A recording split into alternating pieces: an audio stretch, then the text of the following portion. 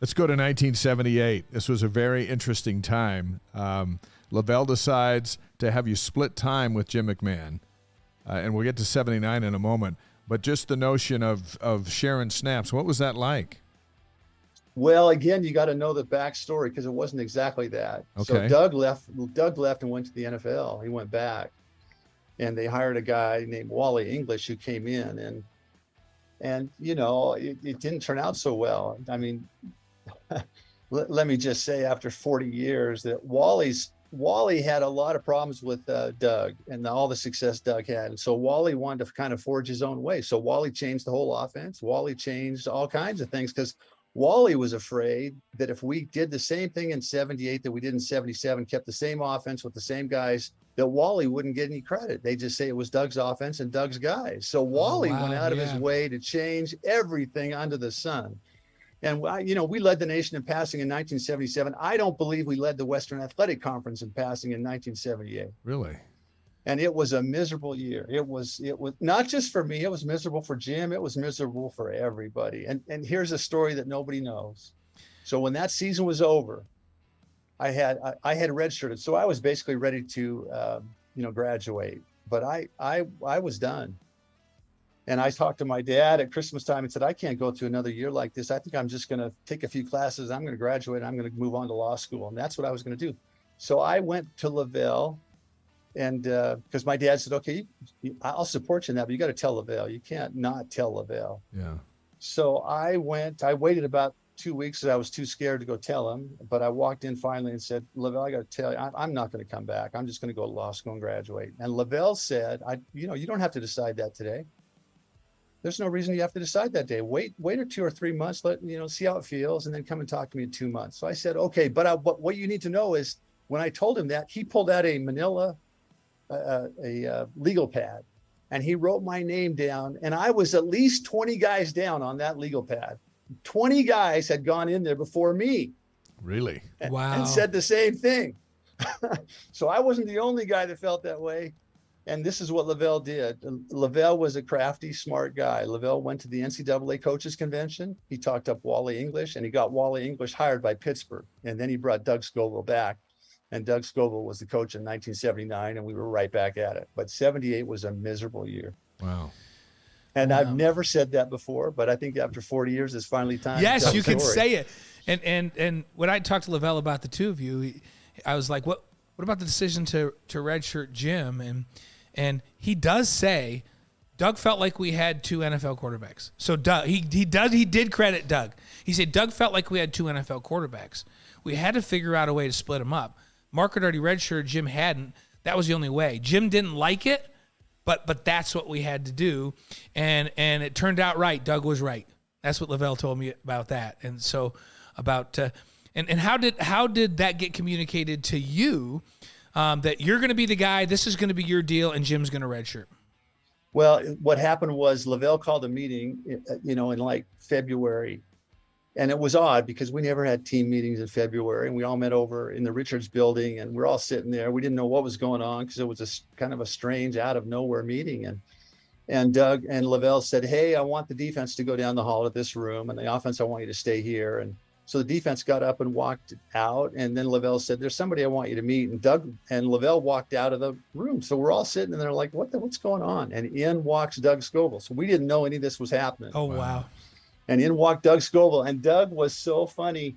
He walked in, and this is what he said. He said, we got a guy sitting in this room that's better than anybody I had last year in Chicago.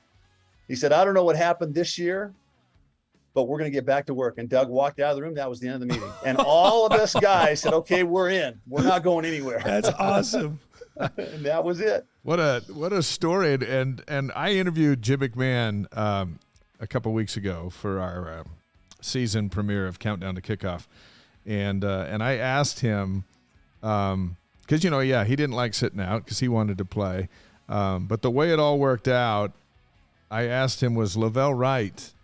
And even Jim said, you know what? He was right. I didn't like it at the time, but he was right. And sometimes you just have to listen to your parent or your coach or somebody who guides your life because they just might be right and change your entire life. Changed yours, changed Jim's. You're exactly right. And, I'll even go back to 1978. Well, I remember when Lavell called me up to his house to tell me that Jim was going to start. That's not fun. That is not fun, I got to tell you. But, at that time, given what was going on and all the things that were happening, it was probably the right decision too. I didn't like it so much, but, looking back, it probably was the right decision. Lavell was not very often wrong. Lavell was a very, very smart, intuitive, insightful guy, very, sensitive to his feelings about things. And Lavell was, in most cases, always right.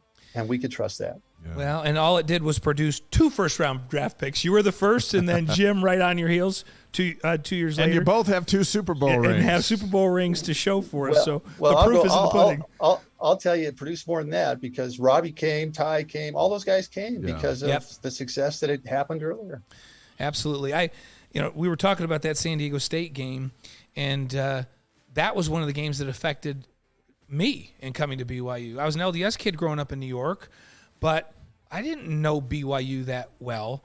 And I was Penn State and Pittsburgh were my 2 home teams, and I took recruiting visits to both of those places. I was supposed to go play for JOPA and got a scholarship offer there. But 2 games stood out in my mind. The one was the San Diego State game. I think it was the first BYU game ever on network television. On ABC. On ABC. So we could get it back in New York. And I remember you coming out in that game. Al Michaels is calling this game, for Pete's sakes. And you completed your first 3 balls for 3 touchdowns. I'm like, what's the pass efficiency rating on this deal? Like, it was so ridiculous. It was jaw-dropping. What was that day like on national television?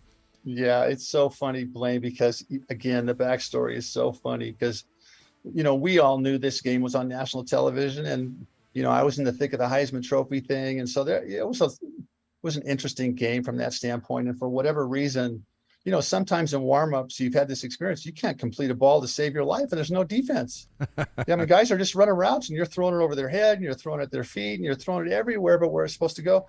And warming up for that game, I could not complete a pass. And Doug Scoville did not want to take the offense into the locker room until I'd at least completed 1 pass.